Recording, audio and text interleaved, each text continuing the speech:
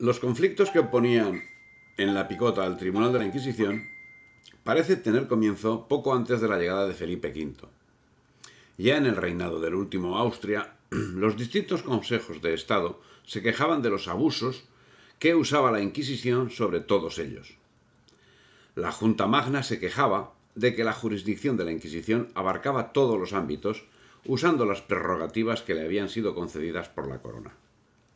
Los tiempos estaban cambiando, y el control espiritual llevado a cabo por la Inquisición empezaba a molestar. Tardarían un siglo en cambiar la voluntad popular, volviéndola contra la institución que tanto habían favorecido en los dos últimos siglos. Lo que se debatía por parte de los reformadores era que la Inquisición desarrollaba sus funciones al margen del Estado. Actualmente todo el mundo sabe que la Inquisición actuaba al servicio del Estado. A principios del siglo XVIII no estaba tan clara esa dependencia. La Junta Magna señalaba que si la Inquisición reconociese que la jurisdicción temporal que ejercía procedía de la potestad real y usase de ella en la forma y con los límites con que le había sido concedida, ajustándose a los términos de las concordias generales y a los decretos regios sobre resolución de las competencias, los monarcas podrían mantenerles sin novedad en la jurisdicción concedida. El proyecto de reforma, auspiciado por Melchor de Macanaz, velaba por las prerrogativas nacionales frente a las de la Iglesia, y en cuanto al tribunal, señalaba que en causas que no fueran de fe debían actuar conforme actuaban los otros jueces. Y los reos debían ser trasladados a las cárceles reales. Esto iba contra los intereses de los procesados, que en no pocas ocasiones preferían ser procesados por la Inquisición. Otro aspecto que abarcaba la reforma eran las competencias sobre personas relacionadas con el Santo Oficio, que también debían renunciar al privilegio de ser juzgados por el Tribunal de la Inquisición, debiendo recalar en la justicia ordinaria. A lo largo del siglo XVIII fue planteada la necesidad de suprimir el Tribunal del Santo Oficio, y de hecho durante este siglo no gozó de la gran aceptación popular que había tenido desde su creación. Los puestos de familiares, que en otras épocas eran codiciados por muchos, en este siglo, si eran cubiertos, no era necesario limitar el número de los mismos ni crear listas de espera para componerlos. Y por si esto fuese poco, durante más de un siglo se había relajado el secreto dentro de la institución, habiendo dado lugar a una retahíla de advertencias, recomendaciones y sanciones provocadas por la falta de cumplimiento en ese aspecto.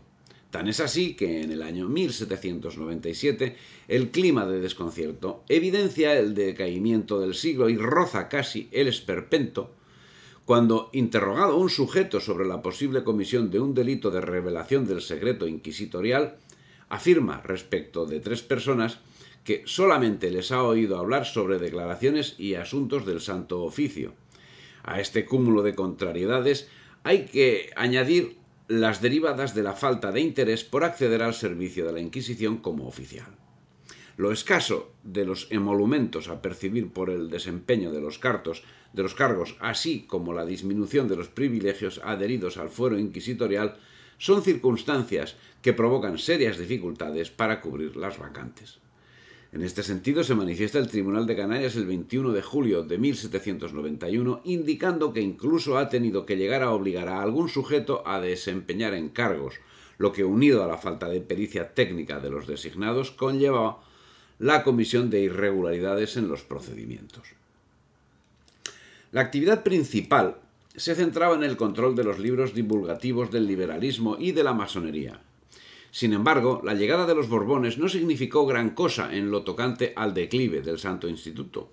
Durante el reinado de Felipe V, desde el año 1700 hasta julio de 1746, año de su muerte, durante 46 años hubo 728 autos de fe. Sin embargo, en los reinados de Carlos III, que fue desde el año 1759 a 1788, y de Carlos IV entre 1788 y 1808, solo se quemó a 4 condenados. Durante el siglo XVIII, conocido por el siglo de las luces, la Inquisición se reconvirtió. Las nuevas ideas ilustradas eran ahora las amenazas más próximas y debían ser combatidas. Muchos de los ilustrados españoles fueron procesados por el Santo Oficio, como Olavide en 776, o Iriarte en 1779, o Jovellanos en 1796. Con la llegada del siglo XIX, la decadencia de la Inquisición aparece como un hecho consumado y con la institución su secreto, porque la publicidad del proceso es enarbolada en aquel momento como corolario imprescindible de la aplicación del principio de legalidad. Ya en 1808, Napoleón decreta la supresión de la Inquisición y dimite el inquisidor general Ramón José de Arce, pero serían necesarias varias supresiones para acabar con la institución. El 22 de febrero de 1813, el tribunal fue declarado incompatible con la constitución política de la monarquía, que fue aprobada en 1812. Pero los debates habidos en el Parlamento, intensos y llenos de erudición, si bien acabaron declarando lo expresado, ni con mucho llegaron a aceptar nada de lo afirmado por la leyenda negra contra España y por sus novelistas reconvertidos en historiadores. Es a posteriori cuando la antihistoria, bruñida por la Ilustración, anulará las mentes de los españoles con las mismas patrañas que tenían anuladas las mentes de los europeos. La reforma o abolición de la Inquisición por las Cortes de Cádiz se decide de acuerdo con un concepto de orden reformado ajustado al espíritu del tiempo. Se podrá estar de acuerdo con quienes defendían la Inquisición o se podrá estar de acuerdo con quienes acabaron imponiendo la supresión, entre los que por supuesto se encontraban los ilustrados mostrando maneras. Pero las Cortes de Cádiz, al menos nominalmente, no cayeron en la pura difamación que hoy identifica a quienes atacan la Inquisición, que son inequívocamente ilustrados.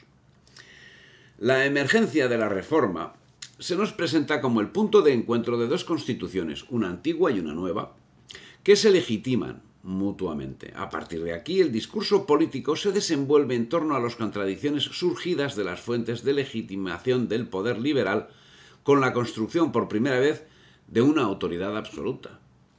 Y ahí radica un punto importante que nos señala la posible equiparación de la Inquisición a lo que comenzaba a conocerse como Constitución.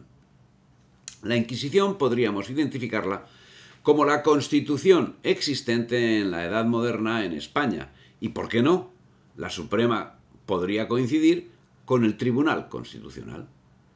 La cuestión es que las Cortes de Cádiz estaban cargadas de afrancesamiento e ilustración. Muy posiblemente el ciclo vital de la Inquisición había llegado a su fin. Pero resulta cuando menos curioso que se suscitó un vivísimo debate en el que gravitaron por una parte los prejuicios abonados por la Ilustración y por otro la opinión favorable de una parte muy importante del pueblo español cuya opinión, acertada o errada, acabó siendo desoída por el liberalismo rampante. Para el pueblo de Cádiz, que se ha complacido de la misma determinación, está el Reino de Galicia, la provincia de Cataluña, la de Murcia, los dos cabildos de Sevilla y Cádiz, que bien por lo claro han manifestado quieren Inquisición. Pues, ¿qué señales más ciertas de que esa es la voz, la intención y el deseo de la nación? No hablo de las demás provincias, porque con motivo de las hostilidades y ocupaciones del francés, no tuvieron libertad para obrar, y por sentado que de la que manifestaron los cuerpos que hablaron, aun sabiendo no era ese el parecer de las Cortes, se infiere bien la disposición de aquellas y de la mayor parte de la nación. Eso lo dice Fray José de San Bartolomé en su obra El duelo de la Inquisición o Pésame de un filósofo rancio. Sigue diciendo que en 1760 se organizó la Gran Logia Española, a la que supuestamente pertenecían, según Lea, muchas figuras de la Ilustración española, como Aranda, Campomanes o Jovellanos. A partir de 1789, con el miedo de la Revolución Francesa, se desarrolló una literatura en la que se confunden masones, ilustrados y jacobinos y se radicaliza la represión. Pero, de hecho, hasta la invasión napoleónica no puede hablarse de la institucionalización de las ideologías masónicas en España. Esa masonería bonapartista, en su doble versión, francesa y española, bueno, española difícilmente puede ser la masonería, está íntimamente ligada al liberalismo y a la idea de que la revolución y sus consecuencias son solo una herejía, no son solo una herejía política, sino también una herejía religiosa para los clérigos. De ahí su rechazo frontal de la Inquisición, claramente expresado en algunos de los discursos masónicos de la época. Sobre este asunto, Ferrer Benimeli, que es un masón historiador de la Inquisición, de la Inquisición y de la masonería, pues hace especial mención. Se constató que el ser español era incompatible con el ser liberal, masón o ilustrado. La lucha de la Inquisición entonces estaba encaminada a combatir esa herejía. Pero la suerte de la Inquisición estaba echada. España estaba postrada ante sus enemigos tradicionales y solo restaba destruir los elementos que la vertebraban para comenzar acto seguido a desmembrarla. Primero la rotura del imperio y luego la disgregación total. La élite criolla que condujo la revolución contra España estaba profundamente contaminada de masonismo y dio movimientos a independencia un carácter claro de anticlericalismo, si bien las constituciones respectivas posteriormente, por miedo a la realidad del pueblo, no reflejaron esa postura de una manera tan clara. Pero esta gente era anticristianos, o sea, más que anticlericales, eran anticristianos. Y esa idea se ha mantenido hasta nuestros días, hasta el martirio de los católicos en México, por ejemplo, ocurrido en la primera mitad del siglo XX. Los libertadores, los jefes de la insurrección contra España, fueron todos miembros de logias masónicas. Por lo demás, en América se formó la ideología francmasónica y esa ideología fue la que absorbió Giuseppe Garibaldi, destinado a convertirse en gran maestre de todas las masonerías. Bien, el concepto de libertad presente en la Constitución de Cádiz se extraía de una tradición de la monarquía que vinculaba el pasado legal y de libertad con la nueva Constitución, identificado preferentemente con las Cortes medievales. La consecuencia es que para los defensores del Santo Oficio, la libertad enarbolada como legitimadora del discurso político liberal no era incompatible con el concepto de legitimidad tradicional al que pertenecían no solo las Cortes, sino la Inquisición, pues ambas procedían de unos mismos dispositivos legales.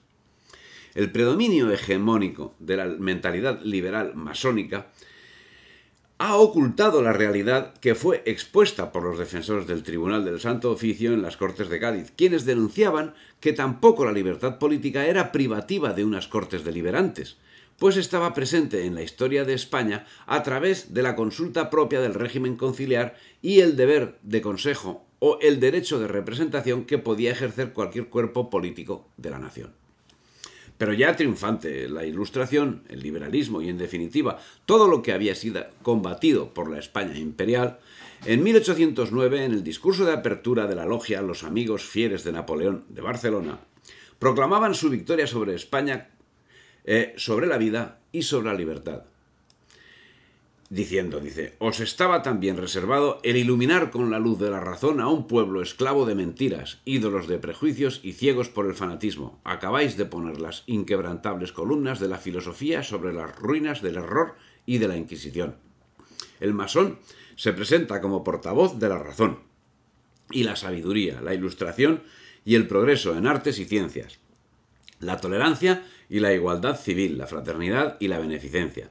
No temáis que nuestras tareas filantrópicas sean ya interrumpidas o perturbadas por el genio maléfico de tantos y tan graves daños ha causado a nuestra amada patria. Amada. Nuestro pensamiento es libre, como nuestras personas y propiedades. El brazo invencible del gran Napoleón derrotó el monstruo odioso, el abominable tribunal, que con eterno oprobio de la razón humana ha violado impunemente por tantos siglos el derecho sagrado del hombre. Bien. Esto nos lo relata Beatriz Cárceles de Gea en su trabajo Reforma, abolición del Tribunal de la Inquisición, 1812-1823. El proceso para la supresión del Santo Oficio culminó como tal, pero la idea inicial era la de reforma del mismo. La falta de fe, agotada con el imperio, posibilitó la debacle, que no fue solo de la Inquisición, ni tan siquiera solo de España, sino de toda la hispanidad, dejando con ello abiertas las puertas a los peores enemigos de la humanidad, que durante siglos habían sido contenidos por la infantería, la armada y la Inquisición españolas. La idea de que la actividad censora del Santo Oficio sirvió como coadyuvante de una supuesta represión absolutista contra las libertades individuales encontró su descalificación. Ello significa que no solo para los liberales, sino para los defensores del Santo Oficio es legítimo todo atentado contra estas libertades, mientras que es un bien supremo un concepto de libertad compartido. La abolición o reforma del Santo Oficio no se explica, por tanto, por razón de libertad y de defensa de los derechos individuales, principios que no cuestionaron los cabildos y prelados. Las Cortes de Cádiz, así, dejaron muy claro que los derechos individuales que supuestamente venían a defender los liberales estaban garantizados hacía siglos en España, entre otras instituciones, por la Inquisición. Y repito, ese hecho lo recogieron ellos mismos en las mismas Cortes de Cádiz. Un asunto que siempre argumentaron los liberales contra la Inquisición era el secreto. Según dice también Beatriz Cárceles Gea, la competencia del Santo Oficio, que mejor demostraba su arbitrariedad como atentado contra la libertad del individuo y como prueba de su proceso judicial irregular, era el secreto. Sin embargo, los defensores del Santo Oficio alegaron que ese mismo secreto podía acreditarse en función de una legalidad constitucional apoyada en las Cortes, pues éstas también lo habían contemplado antiguamente en su normativa. En defensa de los argumentos de los defensores del Santo Oficio, debemos señalar que ese secreto no era otra cosa que la incomunicación de los presos, que hasta hace poco tiempo era medida común en todas las policías, y aún hoy sigue existiendo en algunas. En ningún caso la cárcel secreta de la Inquisición fue permanente, sino utilizada en determinados casos con determinadas condiciones y en periodos de tiempo determinados. Pero no eran solo esos los términos aducidos. En las Cortes no se llegó a exponer toda la historia negra que sobre la Inquisición hoy inunda el mundo, pero pusieron las primeras piedras. Algunos argumentos eran ciertos, pero quedaban expuestos de manera no aclarativa sino ocultista, y aunque no profundizaban en la falacia, apuntaban a ella. Así, el conde de Toreno, el día 11 de enero de 1813, afirmaba que en 1780 fue quemada en Sevilla una bruja. Investigando sobre el asunto, nos encontramos con que efectivamente hubo un proceso inquisitorial, AHN Legajo 3681, número 3, relación de causas del año 1650, en el que en la sentencia la bruja fue reprendida severamente en el cuarto del inquisidor más antiguo y se le mandó guardarse reclusión por un mes sin salir más que a misa. Con los años y con la manipulación y el engaño liberal ilustrado, el Santo Oficio ha sido ilegitimado ante los españoles, de ambos hemisferios. Sin embargo, en las Cortes de Cádiz tenían muy claro que el Santo Oficio podía ser reformado o extinguido, pero no ilegitimado. Su ilegitimidad llevaba a la negación de la Constitución antigua, lo cual era un contrasentido, pues esta legitimidad formaba parte de los presupuestos legales de la nación, desde el momento que a ella acudieron los miembros de la Comisión a declarar que la Constitución restablecía las leyes antiguas del reino. El debate de las Cortes de Cádiz fue tenaz, y en él se combatió por la España tradicional que fue vencida por la Ilustración, meretriz de los regímenes europeos que acabarían eliminando el ser y la esencia de España y que arteramente identificaban antiguo régimen como monarquía absoluta. Los defensores de España y de la Inquisición señalaron que, amén de las aspiraciones de signo absolutista de los monarcas que nunca pudieron implantarse, existe una práctica política que se apoyaba en un tipo de libertad política que es intrínseca al antiguo régimen. En rigor, con la implantación del régimen liberal de 1812, las diferencias se suscitan entre monarquía templada y Congreso absoluto, no entre monarca absoluto y gobierno constitucional. Ideológica, cultural, filosófica e históricamente, los defensores de España dieron un baño a los ilustrados que acabarían imponiendo su incompetencia. ¿Pero por qué sucedió tal cosa? Será por lo mismo que está haciendo lo mismo ahora mismo. Y desde entonces ahora. Parece evidente que el campo de batalla que rodeaba las Cortes de Cádiz no dilucidaba lo que se debatía en las Cortes de Cádiz. En estas se discutía el ser y la esencia de España, mientras en el campo de batalla se dilucidaba quién iba a asesinar a España. Por un lado los franceses y por otro los españoles. Los españoles luchando por su independencia, sí, pero dependiendo de traidores que les habían vendido de antemano al tirano inglés, al tirano liberal, al tirano ilustrado. La batalla estaba perdida de antemano. Si con la Inquisición y con España no acababa Francia, sería Inglaterra quien acabase con ellas. ¿Cómo así sucedió? El combate así tenía dos frentes. Por una parte el militar, por otra el legal. En el primero los enemigos de España estaban divididos, en el segundo estaban unidos. La libertad y la independencia de España estaban sentenciadas y para ello debían acabar con la Inquisición. Porque la justicia inquisitorial, de acuerdo con los principios de la libertad evangélica, entendida como una libertad capaz de contravenir las decisiones del rey, no era actora de un disciplinamiento constitutivo, de una obligación política que no admitía la desobediencia. Al contrario, era expresión de una libertad de contravención que negaba por principio dicho disciplinamiento. Esos principios eran presentados por quienes defendían la Inquisición, porque al tratar el concepto de absoluto, el concepto de absoluto que políticos liberales y defensores de las libertades antiguas compartían, entraría a formar parte de los fundamentos constitutivos del Congreso, pues como poder legislativo, su voluntad adquiría el carácter absoluto que ninguna otra autoridad había adquirido en el antiguo régimen. El Congreso, al erigirse en soberano y no admitir más palabra, entiéndase voluntad política ejercida a través de la consulta o del deber de consejo, que la suya, arrogándose la unión de sentimientos referida a los cuerpos políticos del reino, y al negar el principio de contravención, soporte del discurso político de la Constitución antigua, se erigía en absoluto y en tirano, adquiriendo como representante de la nación aquella condición que los monarcas llamados absolutos no habían conseguido.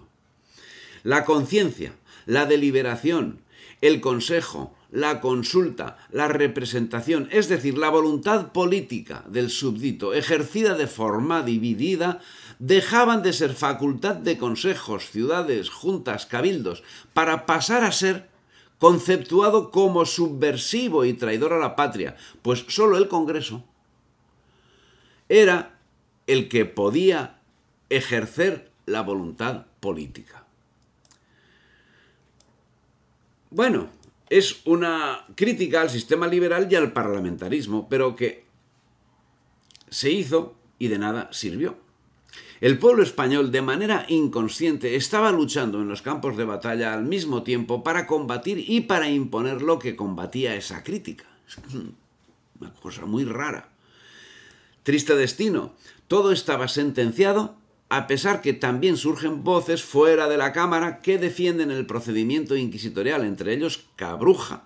Plantea que las prevenciones sobre la publicidad del proceso contenidas en el texto constitucional no se cumplen siquiera por los tribunales ordinarios. Daba igual, no era ese el problema. Nos cuenta Eduardo Galván Rodríguez que 90 votos contra 60 sentenciaron la incompatibilidad del Santo Oficio con la Constitución. Una vez decretada, la Cámara estudia el establecimiento de tribunales protectores de la fe. Finalmente, un decreto de las Cortes de 22 de febrero de 1813 sobre la abolición de la Inquisición y el establecimiento de tribunales protectores de la fe dispone en el artículo 2 del capítulo 1 que el Tribunal de la Inquisición es compatible con la Constitución. En el artículo 3, del mismo capítulo, restablece en su primitivo vigor la Ley 2, título 26, partida séptima, en cuanto deja expeditas las facultades de los obispos y sus vicarios para conocer en las causas de fe con arreglo a los sagrados cánones y derecho común. Para rematar la jugada, el 21 de julio de 1814, Fernando VII, con la colaboración de los 100.000 hijos de San Luis, reinstaura el tribunal, siendo suprimido definitivamente el 9 de marzo de 1820, confirmado finalmente por decreto de 15 de julio de 1834. En la década ominosa, entre 1823 y 1833, la Inquisición no fue formalmente establecida, aunque de hecho volvió a actuar bajo la fórmula de las juntas de fe, toleradas en la diócesis por el rey Fernando y que tuvieron el triste honor de ejecutar al último hereje condenado, el maestro de escuela Cayetano Ripoll, ejecutado en Valencia el 26 de julio de 1826. En 1834, en la minoridad de Isabel II, se abolió definitivamente la institución. A partir de ahí, la rebelión de los enanos, la proliferación de la patraña, afirmando que a hombres, mujeres, pobres y ricos, sabios e ignorantes, inocentes y culpados, justos y pecadores, a todas las clases del Estado, ha espantado este tribunal con el terror de su poder. Este era tribunal de la Inquisición, aquel tribunal que de nadie dependía en sus procedimientos, sin otro soberano que unas leyes dictadas por un inquisidor general en las que se condenaba a penas temporales. Eso nos lo dice don Joaquín del Castillo y Magote en su tratado sobre el Tribunal de la Inquisición, llamado de la Fe o del Santo Oficio.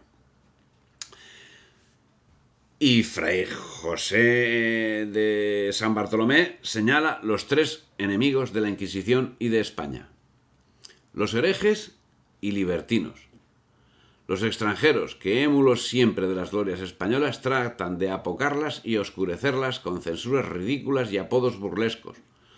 Los últimos son los mismos españoles, que tocados ya a la francesa, ya a la diabólica, será a la inglesa, apenas hallan en la nación cosa digna de aprecio, al paso que todo lo extranjero les entusiasma y les arrebata.